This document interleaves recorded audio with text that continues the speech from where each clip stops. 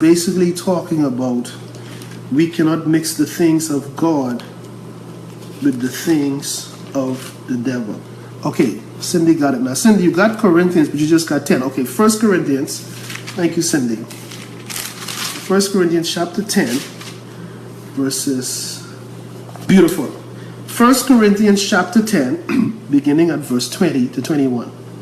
Let's read it. Verse 20 says, "But I say that the things which the Gentiles sacrifice," okay, these are not the people of God, but the Gentiles sacrifice, they sacrifice to who? Devils.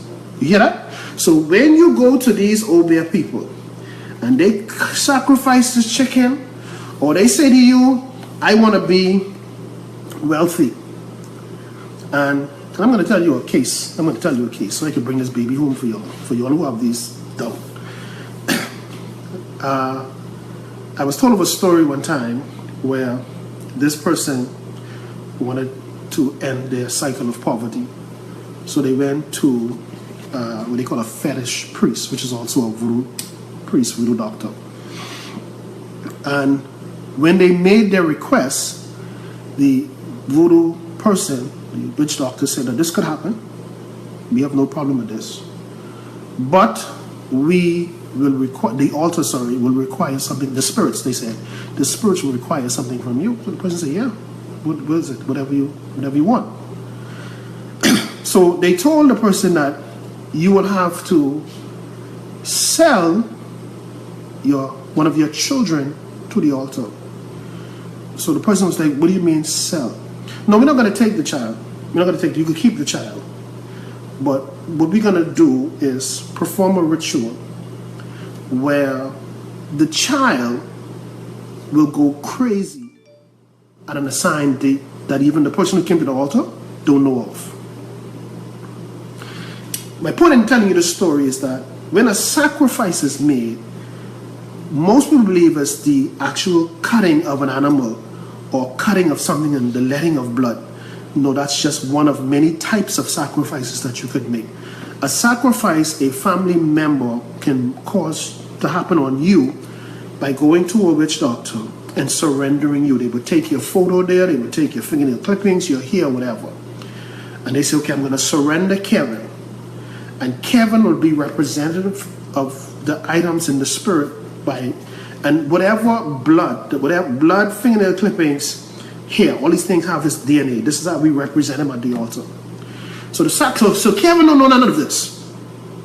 So once this family member surrender, things cannot go bad immediately for Kevin, but they will begin to go downhill. And depending on what it is that they require, he's either going to die in a freak car accident, in any accident, something that just cannot be explained, or just die in his or her sleep, or just go out of their mind, walking the road naked and all kind of stuff, eating out the garbage, doing all this foolishness. Now, what has happened in this case is that this family member and the request that they're making, in order for this to happen, then they must bring something that is dear to them, something that they love. And this is why this request is being made from the altar. Because a sacrifice in essence is giving up of something that you love for something greater. Thus, the sacrifice. As you can recall, remember God told the children of Israel before going to the promised land to do not do as the Canaanites do, who gave their children, their newborns, to their god Molech. Remember the scripture says, do not give your children to the fire. What they used to do is take their newborns, their children, and Molech was this big statue with a dog head, huge. And there was this big, like a lake of fire. They would take their children and make their requests and then throw their children into the fire. Well, the equivalent of that today is what I just explained to you, where spiritually this person does not know, but this family member has sold them to these people. And as a result of this person is going to lose their mind and all hell is going to break loose. Now, the person itself is not going to be ignorant to this from this sense, from the spiritual world.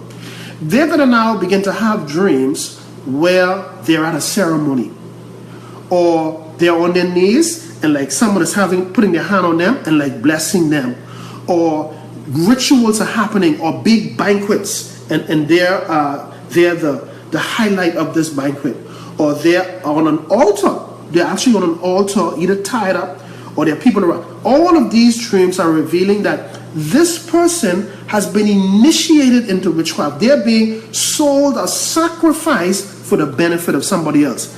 9 times out of 10, it's a family member doing it. All right?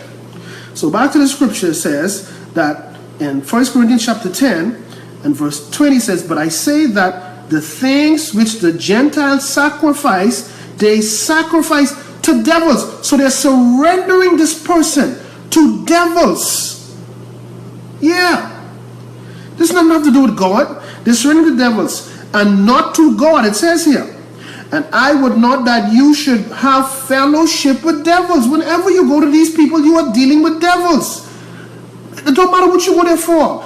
If you go to the psychic person, if you call them on the telephone or whatever, you go to Florida or even here, and you go see the voodoo priest, the psychic, the scripture says whatever if you give them monies to pay for what you want, if they give you an item to put on, you don't realize this, but you are being sacrificed to the demon gods that they serve. Verse 21, it says, ye or you cannot drink the cup of the Lord, watch this now, and the cup of devils.